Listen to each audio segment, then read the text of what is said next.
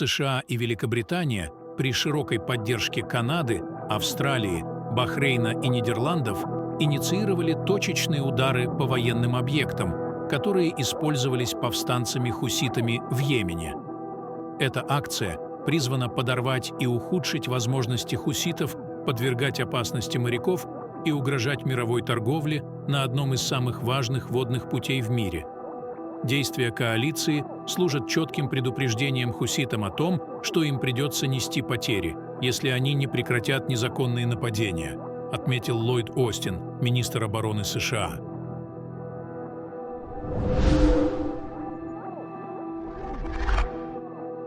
В ходе ударов были нанесены удары по местам расположения баллистических и крылатых ракет, беспилотных летательных аппаратов, береговых радаров и средств воздушного наблюдения хуситов. С 19 ноября повстанцы атаковали более 2 военных кораблей в районе Красного моря. Они также продолжали предпринимать попытки наступления с использованием дронов и ракет, но силы союзников либо помешали им, либо они не смогли достичь своей цели. Даже несмотря на то, что хуситы заявляют, что наносят удары по судам, связанным с Израилем или торгующим с Израилем, многие из ударов, похоже, носят неизбирательный характер. Премьер-министр Великобритании Риши Сунак заявил, что несмотря на неоднократные предупреждения со стороны всего международного сообщества, хуситы продолжают нападения в Красном море, в том числе против военных кораблей Великобритании и США.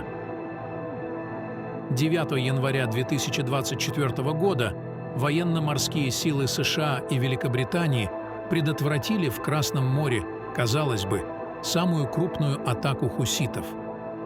В результате инцидента были сбиты беспилотники одностороннего нападения, 1 противокорабельная баллистическая ракета и 2 противокорабельные крылатые ракеты.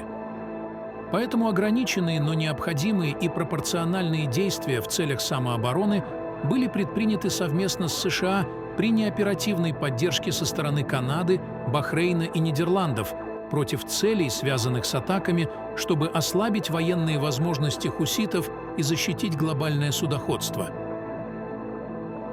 Результаты атак все еще оцениваются. Предварительные данные свидетельствуют о том, что способность хуситов ставить под угрозу коммерческое судоходство ослабла. Обязательства страны по защите морских путей, которые обеспечивают примерно 15% мировой торговли и имеют важное значение для мировой экономики, были эффективно представлены, заявило Министерство обороны Великобритании.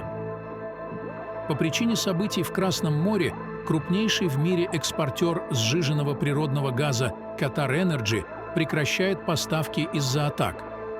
Qatar Energy, один из крупнейших экспортеров сжиженного природного газа, запретил отправку танкеров через Красное море, хотя добыча продолжается.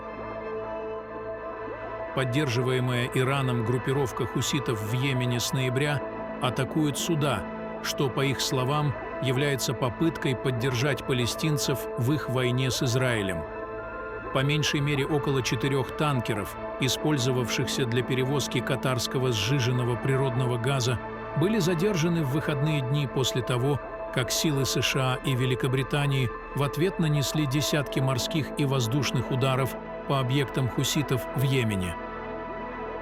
Суда Аль-Хувайла, Аль-Гария и Аль-Нуаман, как сообщается, загрузили сжиженным природным газом в Рас-Лаффане, базирующемся в Катаре, и направлялись к Суэцкому каналу, но остановились у побережья Омана 14 января, согласно данным отслеживания судов ЭЛСЕГ. Судно «Аль-Рекаят», возвращавшееся в Катар, 13 января остановилось на своем пути в водах Красного моря. Это пауза для получения рекомендаций по безопасности. Если плавание через Красное море останется небезопасным, суда пройдут через мыс Доброй Надежды. Международная медиа-офис и Qatar Energy не сразу ответили на запросы о комментариях. Альтернативный путь в Европу через мыс Доброй Надежды может добавить около 9 дней к 18-дневному пути из Катара, отметил Алекс Фроули, аналитик ICIS LNG. Трейдер подсчитал, что это может добавить к тарифу на груз почти от 1 до 1,3 евро за каждый мегаватт-час, хотя это будет частично компенсировано неуплатой сборов за Суэцкий канал. Суда пройдут долгий путь через мыс Доброй Надежды, что приведет к значительным задержкам.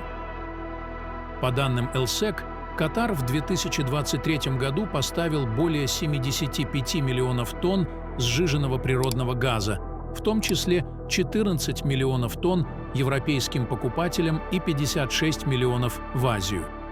В то время как многие суда сжиженного природного газа изменили свой курс, другие продолжили плавание мимо Йемена через Красное море и Суэцкий канал, через который Катар, Россия и США являются наиболее активными отправителями топлива.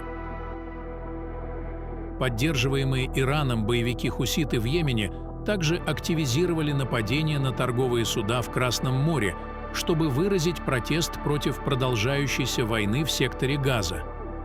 Старший переговорщик от хуситов в Йемене заявил в интервью, что нападения группировки на коммерческие суда в Красном море не представляют угрозы мирным переговорам с Саудовской Аравией.